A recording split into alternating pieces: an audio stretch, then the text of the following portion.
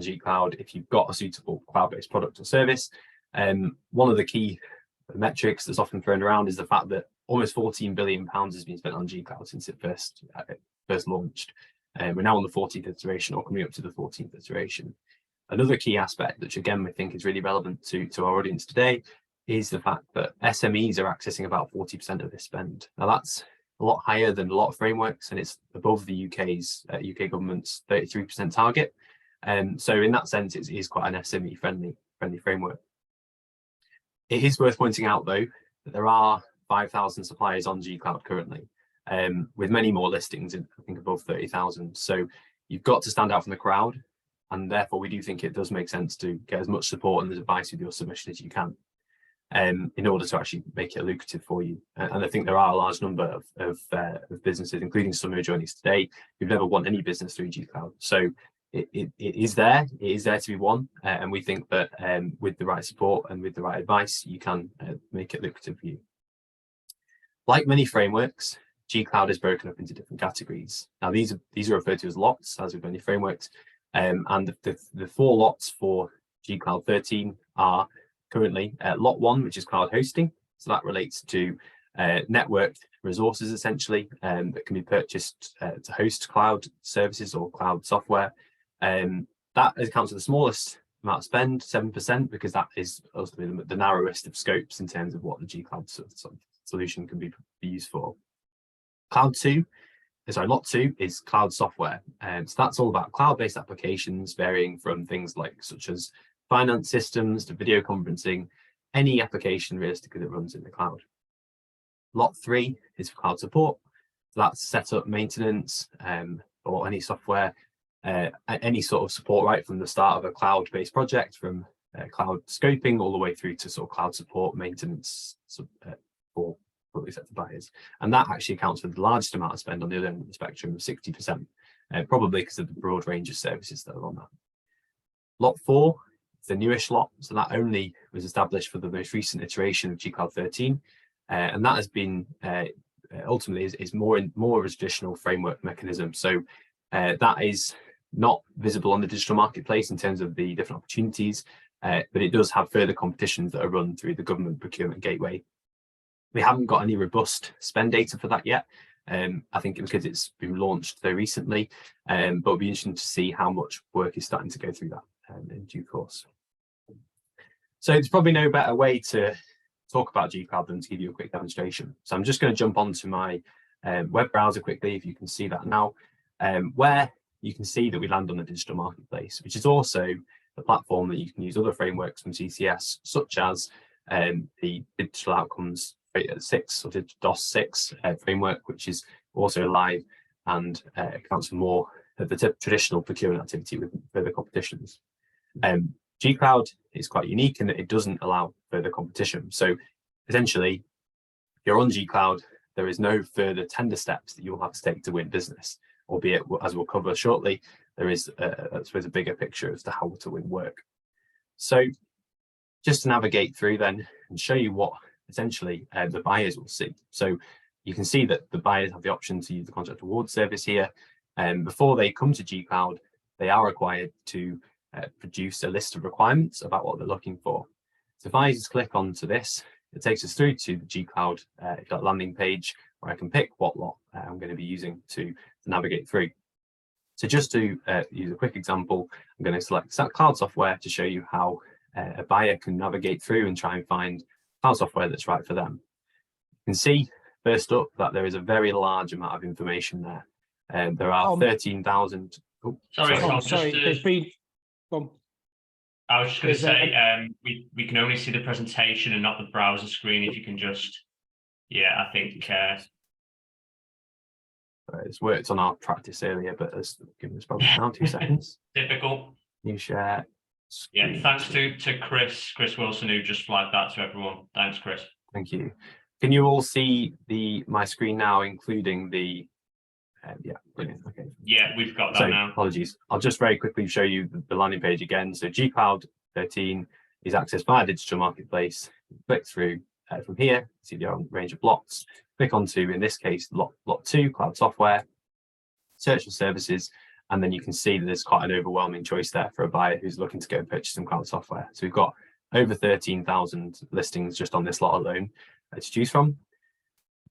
So the first step for any buyer, once they've got their list of requirements, will be to use the keyword search function. So this is basically just like you use any search engine, just Google. This is where you'd start. So for the purposes of this demonstration, I'm going to search for enterprise resource planning.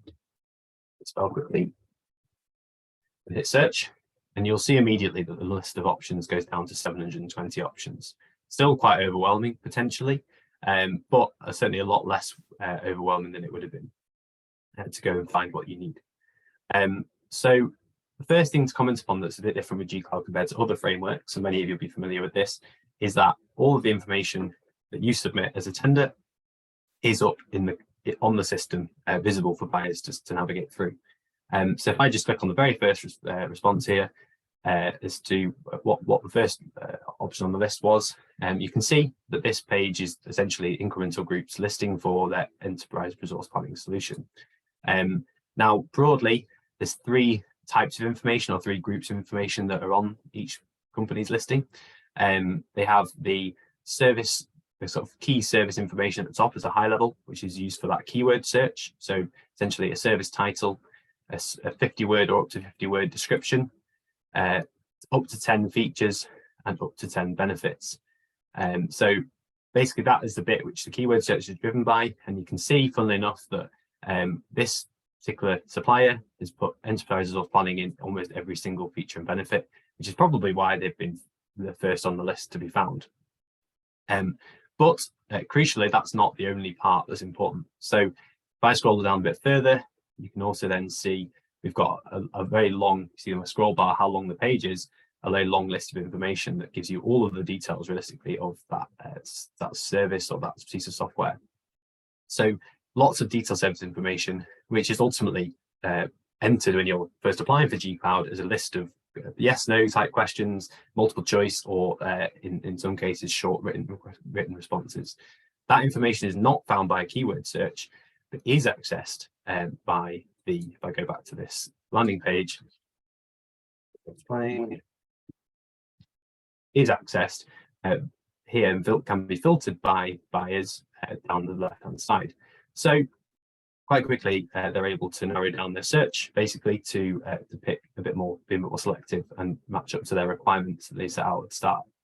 So that includes things such as things like accessibility features, just to give a couple of examples, the data protection standards and certifications that the supplier has, things like staff security clearances that are relevant to that organisation. So obviously a local council will have different requirements there to say the Home Office. And yeah, if I just click back onto this, I can show you the third and final category information. So then it comes down to the attachments. So there's a number of attachments that are mandatory when you are doing your G-Cloud initial tender response. And that includes things such as the pricing and one particular document that's well known as a service definition document. In many senses, we think of this broadly as is what would be the equivalent of submitting your quality response and your pricing response in a tender exercise, because any buyer who's using this system will ultimately then have to conduct an evaluation of those that are shortlisted on the G-Cloud system once they've applied their filters. And it's then the information in the pricing and in the service definition document that will allow them to conduct a most economically advantageous tender evaluation. So quite a familiar phrase in terms of tender response evaluation, but done in a different way because they're accessing that information directly on here. So obviously, those are also accompanied by some other documents such as terms and conditions and some social value responses, which are optional on G-Cloud 13. And if anyone needs sort of help with that, it's an area that we certainly have a lot of knowledge about as well. If I just jump back to the landing page then, just again to give you a quick example of, sorry, 2 seconds, go back to the first landing page. Another example of why someone might have been easy to find on here, because their features and benefits have just been the initial enterprise resource planning in both of those. It might be easy to find, but it probably doesn't give the buyer a very easy way to find them specifically, to then buy from them, sorry, after they found them. If I go back as well and I narrow this down, even if I was just to select, for example, the support available via the user support. So if I was to narrow it down, for example, just to email and online ticketing phone and web chat, you'll see that what was initially a very large number of enterprise resource planning will go down to, I believe, around 200, so 296. So we've already eliminated half of the potential options there. So it's really important that someone who is applying to G-Cloud 13 isn't eliminating themselves from being able to be selected. So if I go back to my slides, can you see this okay, everybody? Yeah, that's great. Thank you very much. So what we can focus on a little bit now briefly is what's new this time. So obviously, the first one in terms of the knowns is the fact that the timeline has changed. So initially we were expecting spring 2023 to be the launch date. We're now seeing on the CCS pipeline that G-Cloud is scheduled for January 2024 for the tender launch and for a go live of July 2024 in terms of an actual framework being usable by suppliers and buyers. We also think this will bring it into line with the procurement bill. So for those who aren't aware, procurement legislation is changing at the moment. What will that practically mean for G-Cloud? Obviously isn't entirely clear because the procurement bill is still going through its stage of secondary legislation at the moment. But some of the other things we can expect might be changes in the name of documentation, some of the changes in some of the phrasing that's in the documents as well. The other thing that we know at the moment is that Lot 4 is currently on the pipeline, again, to be tendered for G-Cloud. So that was new for G-Cloud 13. We can expect that complex requirements lot to be in G-Cloud 14 as well, because that is appearing separately on the GCS pipeline, or certainly a part of the same line, but as a separate listing. The less known aspects, but we still expect, are probably an increased focus on carbon reduction and reporting and social value. So in terms of carbon reduction, the PPN that I've referenced on the slide here has meant that ultimately any frameworks or procurement that goes over £5 million, the central government does require a carbon reduction plan to be published. Now that wasn't applied in the case of G-Cloud 13, but in line with the changes more broadly across the board, we would expect slightly more focus upon that in G-Cloud 14. And social value similarly is only growing in prominence. We would expect that there will be slightly more focus on social value, and perhaps that some of the aspects that were optional won't be optional, or at the very least, clearly it's going to be a key area of competition. Buyers who are using G-Cloud will find it harder to select those bidders who haven't really demonstrated their social value offering as clearly as others have done. So what do we need to do now? That's I suppose, the crux of our presentation and our webinar for today. So we've defined it to 4 steps for success. So research, sales and marketing, planning and preparation. And it's really important to highlight that those who are currently on G-Cloud 13 can currently change their listing in certain ways. There are certain fields and certain aspects that you can log into the digital marketplace and change directly, and there are other areas that you will need to email CCS to request a change for. Within that, it's also important to point out that obviously there are certain aspects you can't change. So for example, pricing, you can't increase pricing, but broadly a lot can be changed now to make yourself easier to buy from and or to attract more queries, more inquiries, more potential leads. But to go into a bit more detail on each of these areas, we're going to give you a bit of an insight and give you kind of a quick demo on initial research. So we've already been through what information you can access via G-Cloud on the actual digital marketplace. You can essentially access all of your competitors' listings and a whole range of information that's all there publicly available to see. So to a degree, understand what they're doing and why they're doing it. But possibly even more impactful than that, and what really sets G-Cloud apart is the amount of information you can access via their reporting. So if I just go on to this is the Power BI dashboard that's been set up by CCS to demonstrate their, so I'm just going to try and get to the filter page on the bottom.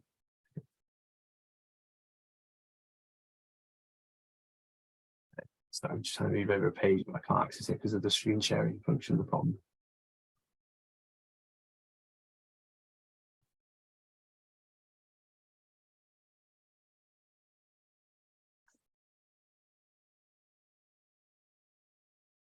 Everybody, apologies for the delay. There we go. Right, so once I've moved across the page, you should now see just G-Cloud. Sorry. So yeah, this is the digital marketplace, basically spend data. So in here, you can see all information about what's been spent in G-Cloud, and it's not up to date to the nearest day in terms of what was spent yesterday, but it's just down to how the information is reported. You can see that it's updated very regularly. It's quite small, isn't it, for everybody to see? Is that right? Is that better, Charles? Now that's better. Yeah. Cheers, Tom. Brilliant. Thank you. So in here, you again can search through everything on the buyer side. So search by who's buying what, the customers, and also in terms of competitors and potential suppliers, who's selling what. So just to focus initially on the buyer side, and we've been in conversations with some buyers recently, including, for example, one local to us, the Greater Manchester Combined Authority, at a separate event, and they were telling us about how they spend through G-Cloud, how they ultimately be looking mainly for power-based applications, and then they'll also be looking for support through the digital outcomes framework, the digital specialist framework, I should say, just digital specialists and programs to body shops and support in terms of implementation. If I just search for GMCA on here, you can then see that if I go to the wider public sector, local government, I can filter by what GMCA has spent. You can see how much they spent, when they spent it, who they spent it with in terms of all of the spend figures, and a total of £1.5 million has been spent by this authority. I can then untoggle that and I can go look at what the suppliers are buying. But if we consider on the buyer side what that means, you can look at what sort of software are your target market using, or what kind of other cloud support are they accessing via the framework. But you can also, possibly more importantly, identify who isn't using G-Cloud. So those authorities that are using G-Cloud, obviously, it gives you clear understanding of how they're purchasing those things that you're providing. But also looking at those authorities who aren't using G-Cloud, perhaps there's an opportunity there to educate that buyer or get in front of that buyer and make them aware that you're on G-Cloud and how that can allow them to purchase from you. On the supplier side, if we were just to go back and have a look at one of the options that we have here, so I put my search in again and remove these filter options, and we look at the one that we had before, so incremental group, just as an example, I can actually see everything that's been spent with incremental group up to the latest figures. So you can click on them, filter by what they've purchased, and see, for example, that they've done business with the NHS, with an NHS trust. So clearly, what they've done well is appealing or managed to sell to an NHS or in the healthcare sector. So lots of very useful and ultimately almost unique insight in terms of what the framework's been used for.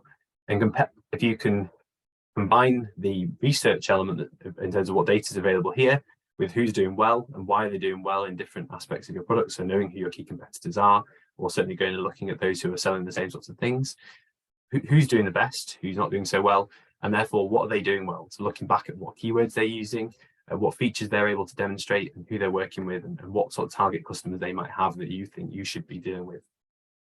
If I go back to my slides, I'm going to look at the next step, which is ultimately that planning or sales and marketing step. So obviously, those who are on G-Cloud 13 now, some may be doing very well, some may not be doing very well, but it's really important to highlight that you can't just rely on having your listing live and getting onto the framework as your main way of doing business.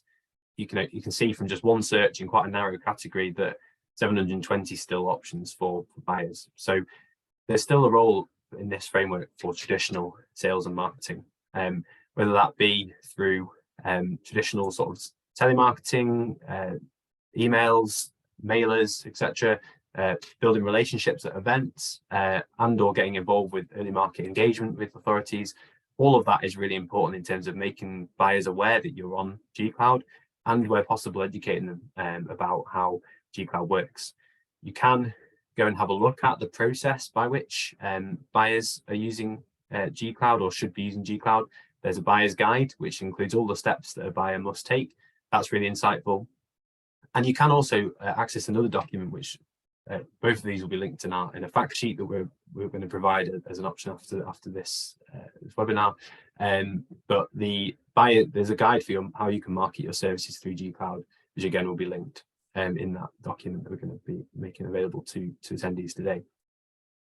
So Yeah, that's really helpful to then help those buyers navigate their way through this process, and also to educate them potentially. If you can get in front of a buyer, educate them about what standards they should be, for example, including within their requirements list, what is typical within the product or service that you're offering, and then how can they narrow it down to help them choose as well, because ultimately that's much like how it would work in a traditional sales and marketing environment. The next step then is planning. So if you can see from when we were on the G-Cloud listing page, I mean, there was a whole range of options there and filters. It's really important to be thinking well ahead of, for example, G-Cloud 14, of what bridges, for example, or what gaps you need to bridge, what things you need to have in place for that framework to make sure that your product can be bought by these public sector authorities. You might find that ultimately there's things that you don't have in place now that wouldn't be a quick fix, that you probably couldn't tackle in the tender process during when it's live. So things such as certifications, accreditations, just to give one example, a lot of frameworks now mandate, CCS frameworks certainly mandate Cyber Essentials. It's still not an essential criteria, but it'll be very quick and easy to filter down and remove those who don't have Cyber Essentials, for example. And that's something that if you were going to be looking to get in place ahead of G-Cloud 14 going live, you would need probably to start work on now. But also even just features, what aspects in terms of your after sales support, for example, do you need to get in place? How can you mobilize your own organization to be offering something that is equivalent to or better than your competitors to make sure you can be selected on G-Cloud? Final step really for us is then about preparation. So G-Cloud's unique. Pretty much everything that's likely to be required you can see by looking on the listings page. We wouldn't expect a great deal, having seen the iterations over the years, we won't expect a great deal to change in G-Cloud 14 in terms of what information you have to submit at the tender stage. So ultimately, we could do a lot of preparation work with our clients to get them bid ready or tender ready. So developing some of the written sections, basically preparing all of the aspects that relate to your solution, writing your service definition document, preparing for social value. There's lots that can be done. And I'm going to hand over now to Charles, who can give you a couple of tips, I suppose, on that preparation stage. Thanks, Tom. Super useful stuff there. So just a couple of quick ones. So we don't want to take up too much more of your time here, but obviously, Tom showed you the digital marketplace. It's limited how much information you can put there. So whatever you do, right, you've got to make it count. Now, buyers, they'll search, perhaps they'll be searching under keywords, however they're going to do it. Something that we tested on the run up to this was whether the sort of algorithm was picking up particular keywords, but it's seemingly not. We're just putting random words that would perhaps appear in that short extract at the top, and it's picking up pretty much anything. So if there are very key components or keywords that you feel that need to be evident within your introduction, I suppose, that top bit, about 50 words or so, you've got to get them in there, as well as throughout the features and the benefits element on that digital marketplace. They do show up. So whatever yours are, you need to make sure that they feature. The real key bit here, we were talking about the benefits. You'll recall back to when Tom was showing you the digital marketplace page on the website. You have your bit of introduction where I just talk about the keywords. Then you were able to list up to 10 features and 10 benefits. What is really crucial here, because you've got to stand out. Tom's already mentioned that, is that you are making sure the benefits really are benefits to the buyer. What we mean by this is, what does the buyer actually get from what you're offering? They are very different. We talk about, as an example, when in the office, about bananas. What are the benefits of a banana? The benefits of that banana will be different if your buyer is a school, for example, against a health club. What are those benefits to the particular buyer? I was doing a bit of spot checking on the digital marketplace, and I'd seen an example of a benefit is 15 years of experience. That's a feature. What does that 15 years of experience mean to the actual buyer? Well, I've seen another benefit. It's state of the art. It's not. That's a feature. It's great, But what does that mean? You've got state-of-the-art technology. What does that mean? I mean, certainly in our industry, we talk about so what, and that can really help you think about that way in terms of what does that mean? What extra do you need to put in? Right, we've got state-of-the-art technology. So what does that mean to the particular buyer? If you can answer that, that means the benefit. Again, do some spot checks. Value for money came up as a pretty good benefit. Simplified liaison came up as a good benefit. Improved engagement. They're the benefits that come off the back of those features. And the last thing I'm going to mention on that, one of Tom's examples about enterprise resource planning. The example he showed, he said a feature of enterprise resource planning. It also showed it as a benefit. It's one or the other. So please do give yourself time. And I think the benefit actually of the delay in the release of G Cloud 14 is it gives you much more time now to start really thinking about it, really start planning, and also thinking about how you're going to be writing the various elements as part of your submission. So they're just a few things just to think about. And like I say, I think you're in a really good place because you've got time to think about it, time to plan it. So that's it from me. So I'll pass you back over to Tom. Thank you, Charles. Thank you very much. So yeah, we're going to look at some quick questions now. Appreciate we very much used the time up. A few technical glitches in the middle there. Used a few of ate into the minutes a little bit. But we're going to answer the questions from the top as best we can. So we will, in terms of I see someone's asked about G Cloud Lot 4 and G Cloud 13. Currently, the data isn't on the platform we've shown you, but we will expect before the launch of G Cloud 14 for that data to start coming through about your spend. So as far as we can tell, it's not 100% clear, but you can also, in terms of the actual spend figures, but you can also navigate onto the government procurement gateway where those opportunities are listed and find them there in terms of what's actually being posted up. I can't see any other questions specifically yet, and we've got G Cloud 14. So just answer the question about when the application process starts. What we were saying there is that the actual application process is scheduled currently to start in January 2024, which is far later than it was initially expected to be. The initial market engagement was suggesting it was going to be this spring or certainly early summer, but we think because of the delays by a few months to G Cloud 13, it will be later on. Someone's asked about the Power BI and G Cloud spend data. It is publicly available, but isn't necessarily easily findable from Google search. For those who are interested, we will be circulating a fact sheet, or so those who are interested in having it actually, we'll be circulating the contact details, get in touch with us and we can send you a fact sheet which includes a link to that. So please drop us an email and we'll send that across for those who are interested in it. And it includes some of the other links we've got, such as how to market to buyers from TCS's own words. And you think that the buyer's guide, a link to the marketplace itself, because that again isn't 100% easy to find because it's an old version of the marketplace. It's currently live for G Cloud 12 and DOS 5. But yeah. So we've got quite a few questions coming in.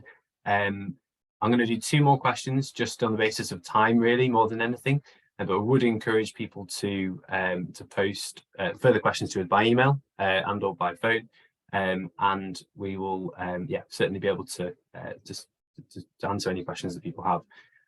So for the individual who said that they're new to G Cloud, what are the basics? I think the key things really are making sure that you've got you've looked at and worked out what lot your product or service fits within, and then having a look at the other solutions, I suppose, that are available in the same type of work that you do when they're on G Cloud. And I would focus on what are they doing, what are the keywords are they using, checking that they're actually successful, and very much looking to align to, I suppose, what your target market are buying. So that's probably the basics of it. But there's probably a level before that in terms of actually completing the documentation that we appreciate might be quite challenging for new bidders. So please do reach out to us and we can talk about how we can support with that after the call. Someone's raised the question as well of multiple products and have multiple listings.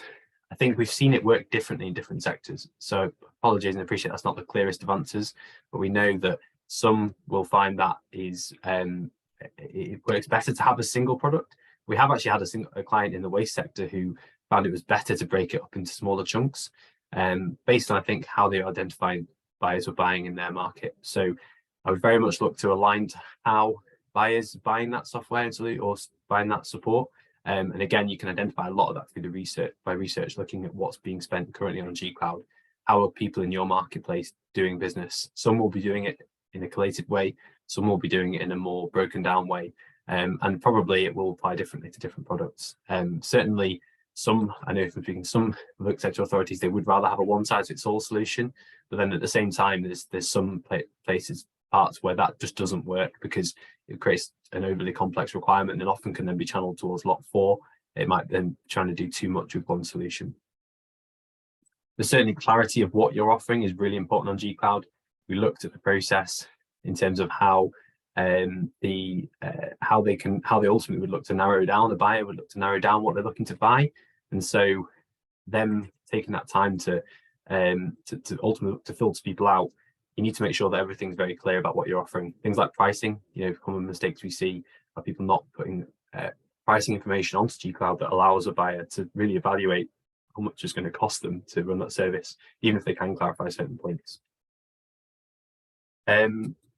I suggest, Charles, Chris, do we have time to take any more questions, or should we? I'm just going to jump onto one from Louise there. Actually, I think it's quite it's an interesting one about the win business from G Cloud, which is excellent, but struggling to encourage potential customers, to detach themselves from their own tender processes.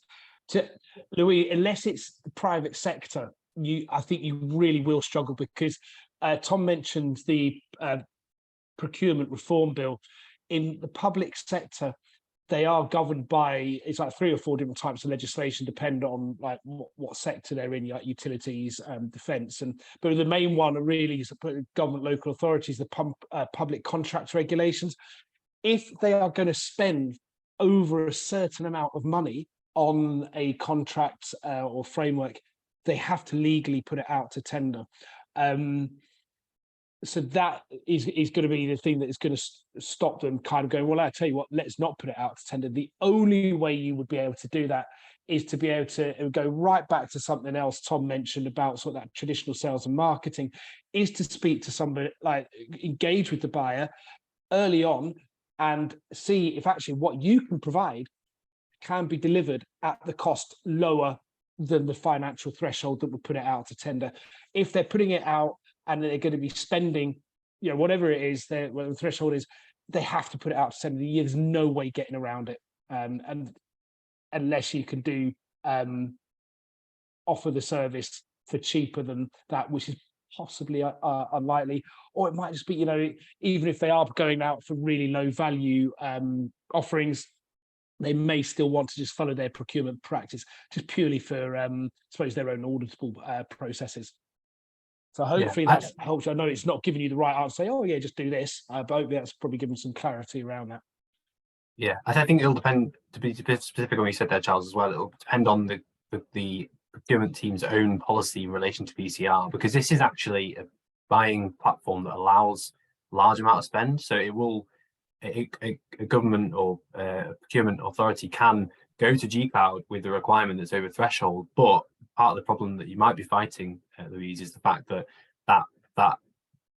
authority, one of the reasons that local authorities aren't using it as much at the moment is currently more central government departments, but is increasingly local authorities, is that their own internal policies will dictate where they go for certain aspects, whether they go to a framework or whether they do run an over threshold procurement.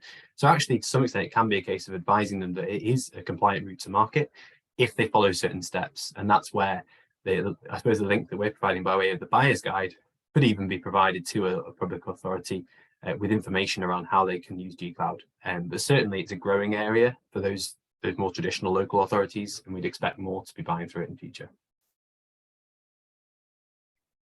That's great, cheers, Tom. Just as a note to everyone as well, I know I've mentioned it in the chat a couple of times, but we have been recording the session. We'll share, like Tom was saying, the fact sheet, the recording of this session as well, and also any additional slides or anything. But just as an additional note to remember that. Great. Thank you. I think we'll look to wrap things up there. But thank you very much, everybody, for joining. And yeah, we hope to hear from you in the future. And obviously, we'll be looking to keep you updated. And please do keep an eye on our blog page for further announcements, including obviously when we get more clarity around the timescales. We'll put our contact details obviously on that follow-up and on the slides. And yeah, for those who want the fact sheet, we're happy to provide that.